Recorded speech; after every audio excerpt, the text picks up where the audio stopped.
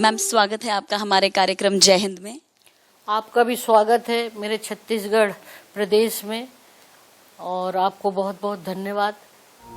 अनुसुईया उइके एक ऐसा नाम जो मध्य प्रदेश के आदिवासियों के मसीहा के रूप में जाना जाता है। एक साधारण से घर से आकर छत्तीसगढ़ की राज्यपाल तक के सफर में अनुसुईया उइके के जीवन में इतने शेड्स हैं जिन्हें गिनाना मुश्किल है। बचपन में शिक्षा के लिए शुरू हुआ संघर्ष आज आदिवासियों के अधिकारों तक के लिए जारी है। इन्हीं अनुसुईया उइके जी के साथ मैंने पूरा एक दिन गुजारा, उनकी दिनचर्या में शामिल हुई और जाना कि किसी सूबे में मुख्यमंत्री से भी ऊपर के ओहदे पर बैठा शख्स भी इतना सरल हो सकता है। बचपन का जो मेरा सफर रहा है, मुझे तो यकीन ही नहीं होता कि मैं यहाँ तक ये मंजिल हासिल कैसे कर ली, क्योंकि मैं आपको सच बता रही हूँ कि मैं एक बहुत ही ग्रामीण परिवेश में मेरा अपना बचपना गुजरा। मेरे फादर जो है सर्विस में थे और वो उनकी सर्विस जनरली ग्रामीण क्षेत्र में वो थे और उस स्थिति में जनरली उस समय हमारे समय का ज़माना ये था कि लड़कियों को बहुत आगे पढ़ाना माँ बाप नहीं चाहते थे और ऐसी स्थिति में हम लोगों का मेरा जो परिवार था, जहाँ पर 6 बहनें एक ब्रदर था और ऐसी परिस्थिति में बहुत ही एक प्रकार से बहुत ही मध्यम परिवार में मेरा जन्म हुआ था। लेकिन हाँ, बचपन मेरा बहुत ही एक प्रकार से जो मैं शरारती टाइप की मेरी एक आदत थी, तो मुझे घर में भी बहुत डांट पड़ती थी। और इसके बाद का जो है, मैंने वहाँ 8वीं तक की स्कूल में पढ़ा और उसके बाद वहाँ के बाद 9th के बाद क्लास नहीं थी, तो मेरे माता पिता ये कहते थे कि नहीं, अब आगे नहीं पढ़ाना है। तो फिर मुझे पता नहीं क्या ऐसा था कि मैं आगे पढूं और मैंने बहुत जिद किया कि नहीं, मुझे आगे पढ़ना है। तो मेरे अपने फोर्स या मेरी अपनी लगन कहना चाहिए, जो भी है, तो मेरे फादर ने फिर वहाँ से 10 किलोमीटर दूर छिंदवाड़ा जो है डिस्ट्रिक्ट जो है शहर में, उन्होंने मेरा एडमिशन करवा दिया और मैं वहाँ पर 1 साल जो है हॉस्टल में रही। फिर जिस तरह से मेरा स्कूल का समय गुजरा, मैं कॉलेज में पहुंची और कॉलेज में कुछ ऐसी भी घटना हुई कि कॉलेज का वहाँ से शिफ्ट हो गया एक 5 किलोमीटर दूर पर, तो साधन कुछ नहीं हुआ करते थे। तो फिर मेरे मन में भी आया कि इनके लिए कुछ करना चाहिए लड़कियों को, पता नहीं क्या वो रहता था। तो फिर मैंने इनके लिए पूरा बस का इंतजाम करवाया। उसी समय से आपका जो एक्टिविज्म था वो शुरू हो गया आपकी लाइफ? हाँ, लाइफ सेटल थी, अच्छी नौकरी थी, फिर एकदम से वो छोड़कर पॉलिटिक्स में आने का ख्याल कैसे आया? वो तो पॉलिटिक्स का तो उस समय ABCD भी नहीं मालूम था। एक जोश रहता था काम करने का, एक जुनून रहता था, लोगों की मदद करना और यही सारी चीजें। तो अचानक ही ऐसे मुझे बोला गया कि तुम चुनाव लड़ोगी क्या? तो सांसद कमलनाथ जी हुआ करते थे, तो उन्होंने मेरी योग्यता, क्षमता और मेरा जो समाज सेवा का देखा, तो मैंने कहा मैं चुनाव लड़ लूंगी और चुनाव लड़ लिया और मैं जीत भी गई। विश्वास नहीं होता कि कोई कह नहीं सकता था कि मेरे को 26 एज में मैं MLA बन गई। कुछ समय के बाद मंत्री बना दिया गया जब अर्जुन सिंह जी चीफ मिनिस्टर थे। कुछ लोग तो मुझे बालिका मंत्री के नाम से संबोधित करते थे, मगर हाँ, राजनीति के क्षेत्र में मैंने जो अनुभव किया, महिलाओं के लिए बहुत चुनौती है, बहुत संघर्ष करना। हाँ, फिर मुझे दिल्ली बुला लिया गया राज्यसभा सांसद के रूप में। ऐसे परिवार जिनके पास इतना 1 इंच भी जमीन नहीं थी, मैंने 3000 लोगों को वहाँ पर उनको पट्टा दिलवाया और आगे भी कार्रवाई थी उनकी नौकरी के लिए। वहाँ सरना एक ट्राइबल का आध्यात्मिक एक ऐसी जगह है जहाँ पर वो सरना धार्मिक अपनी वो मनाते हैं, उनकी जमीन और उनको ही नहीं दी गई और सारे लोगों को दी गई। मैंने कहा ऐसे कैसे हो सकता है, बेचारे वो पूजा तो कर रहे थे लेकिन उनको मालिकाना हक नहीं। वो भी मैंने प्रयास किया। हमसे बातचीत में माननीय राज्यपाल साहिबा ने अपनी पॉलिटिकल लाइफ के बारे में भी हमें बताया, लेकिन राजनीति अनुसुईया उइके की जिंदगी का बहुत छोटा हिस्सा है। उनकी जिंदगी और उनके व्यक्तित्व का कैनवस इतना बड़ा है कि उसमें इंसानियत का हर रंग भरा जा सकता है। उन्हीं रंगों में से एक रंग है इन बच्चों का।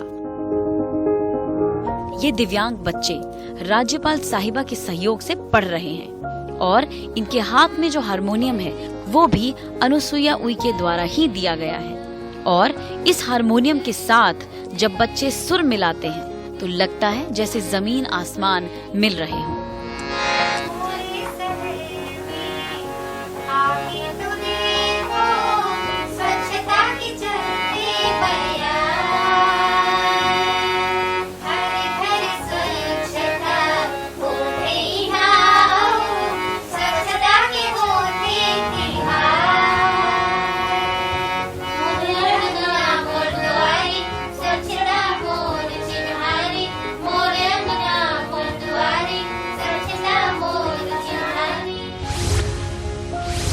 उइके जी के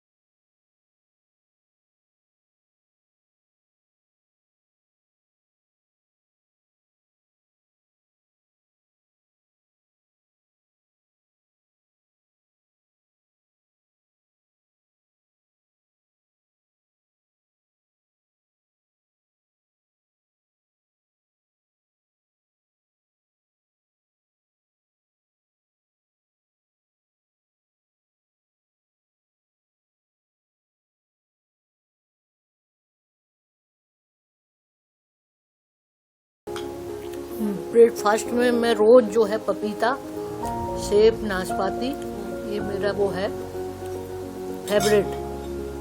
और कभी कभी कोई और भी नई चीजें आ जाती है तो फिर वो भी ले लेती हूँ। साथ में मैं ओट दलिया, कॉन्फ्रेंस वगैरह भी कभी कभी अलग अलग चेंज करके।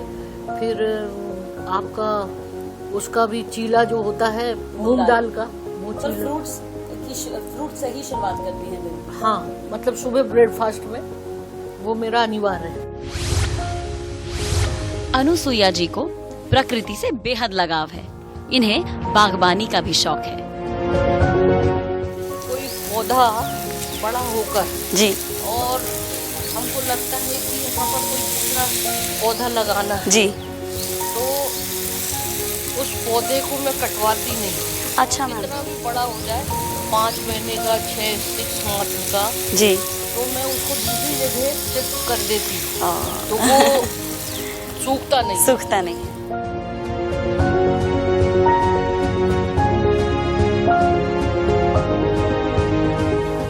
मैम, कोरोना में फिर किस तरह से आपने काम किया? काफी लोग परेशान थे तो लोगों की बड़ी अपेक्षा मेरे से थी कि मतलब इसलिए मेरे पास मेल आते थे क्योंकि मैं उनकी मदद करती थी। जी मैम। सुनती थी।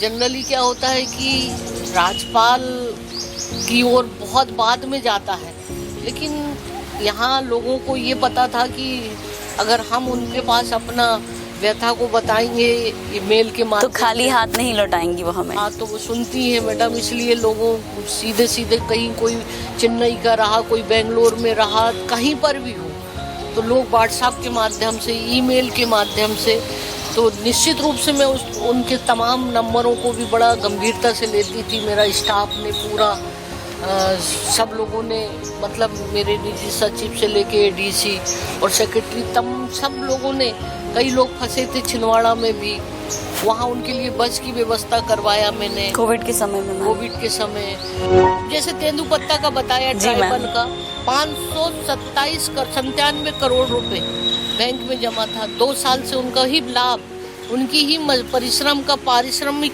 उनको नहीं मिला था। अब जब मेरे पास ध्यान में आया, मैंने सरकार का ध्यान आकर्षित किया और 1 महीने 15 दिन के अंदर ये सारा रिलीज हो गया।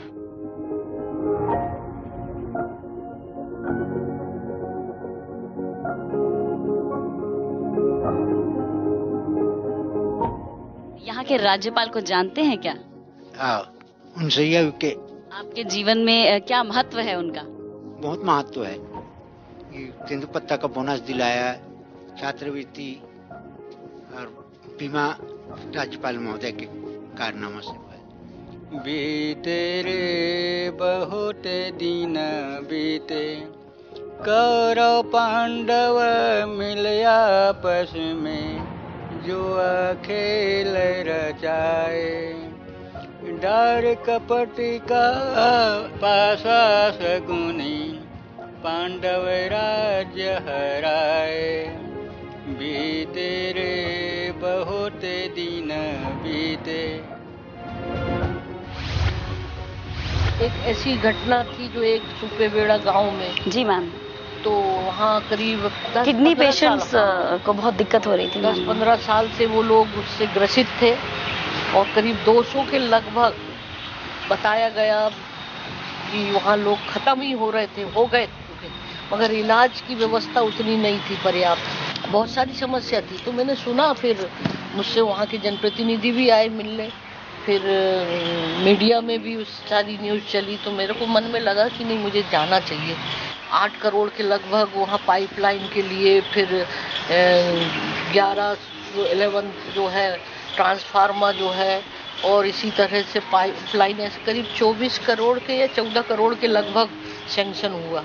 और वहाँ डॉक्टर की व्यवस्था हो गई। अब डेली वहाँ इलाज के लिए निःशुल्क मंत्री, स्वास्थ्य मंत्री मेरे साथ गए थे।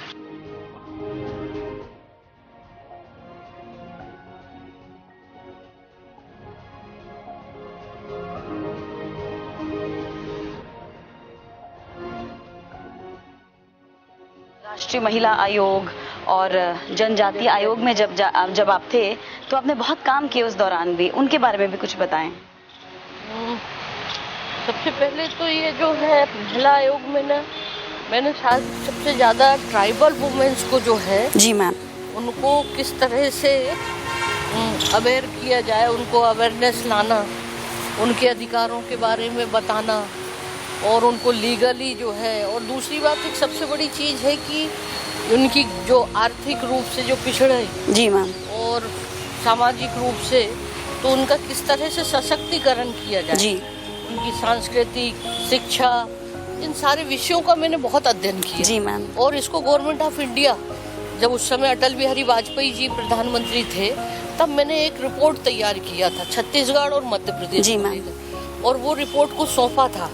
और मैंने कहा था कि ये जेंडर बजट की व्यवस्था होनी चाहिए, क्योंकि होता क्या है कि महिलाओं के लिए स्पेशल बजट का प्रावधान नहीं रहता बजट में। मगर उस समय मैंने कहा कि जब सबसे ज़्यादा महिलाएं जो है, और दूसरी बात है ट्राइबल महिलाएं बहुत काम करती हैं पुरुषों के साथ, तो इनके लिए भी स्पेशल बजट की व्यवस्था होनी चाहिए। तब फिर प्रधानमंत्री जी ने क्या किया, एक ट्राइबल आदिवासी महिला सशक्तिकरण योजना अलग से निकाली, हाँ, जो मेरी अपनी रिकमेंडेशन थी। तो ये एक बहुत बड़ी सफलता आपको हासिल हुई। अमिताभ जी, आप और मैम इकट्ठे पढ़ते थे कॉलेज में, तो अपनी एसोसिएशन के बारे में कुछ बताइए मैम के साथ। हाँ, पिछले 40 सालों से छात्र राजनीति से लेकर कॉलेज में प्राध्यापक भी हम लोग साथ में रहे हैं, और जितने भी सामाजिक कार्यों में मैडम की रुचि रही है, उसमें मैं और मेरी मिसेस हमेशा उनके साथ रहे हैं।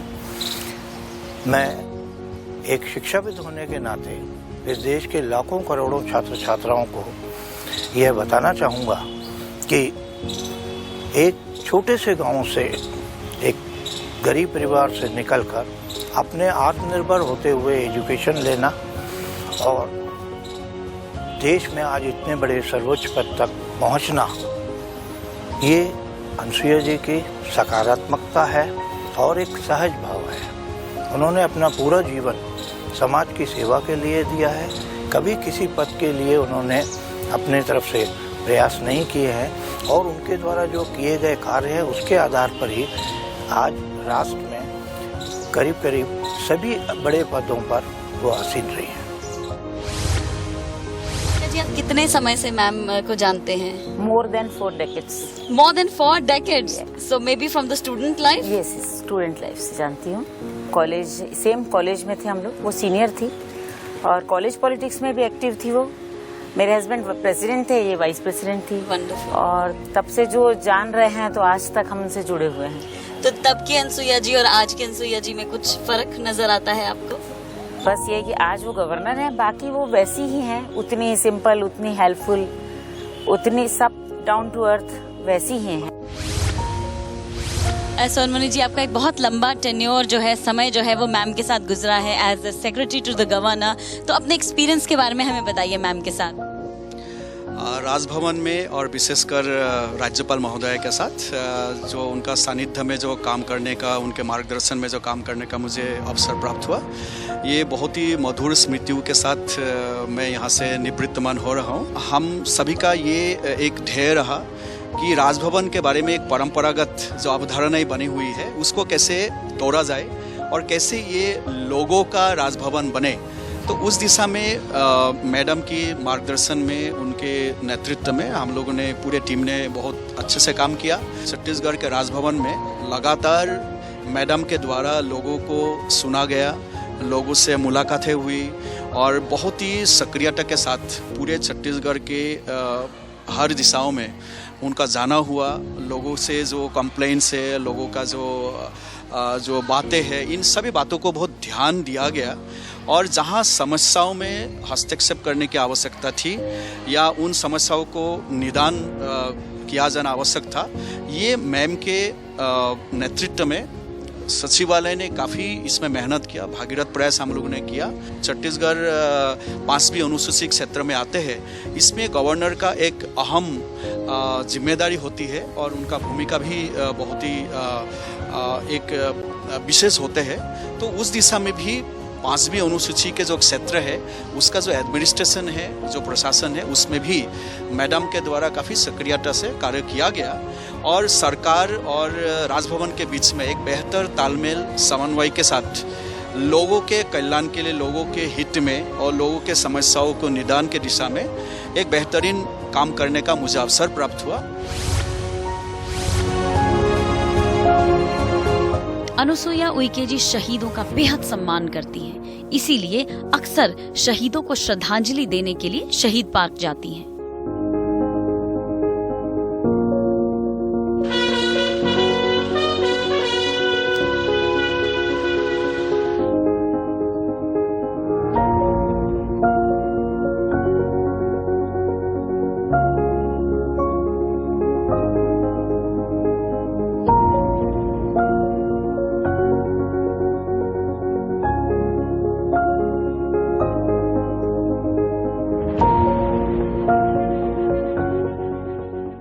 नारी शक्ति है, सम्मान है, नारी गौरव है, अभिमान है। अनुसुईया उइके जी पर ये लाइनें एकदम सटीक हैं। लोगों की सेवा में अनुसुईया जी ने अपना पूरा जीवन लगा दिया। अनुसुईया जी के साथ पूरा एक दिन बिताकर मैंने ये जाना कि देश को इन जैसे नेताओं की बहुत जरूरत है। हर सुबह शाम में ढल जाती है, हर तिमिर धूप में ढह जाता है। ए मेरे मन, इस तरह उदास ना हो, वक्त कैसा भी है गुजर जाता है।